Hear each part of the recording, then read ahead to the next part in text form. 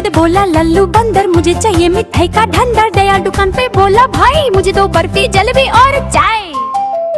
दुकानदार बोला पैसे की धर, लल्लू बोला मैं तो हूँ बंदर। सब हंस पारे हुआ हंगामा, मिठाई गिर गई बना ड्रामा। लल्लू बोला कोई बात नहीं, मिठाई तो मिल गई अब भाग चली।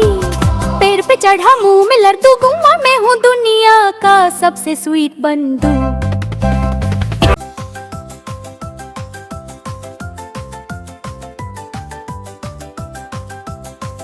बच्चों, अगर आपको ये लल्लू बंदर की पोयम पसंद आई हो तो अगली फनी कहानी जरूर देखिए। लाइक करें, सब्सक्राइब करें और कमेंट में लिखें आपको लल्लू का आइडिया कैसा लगा।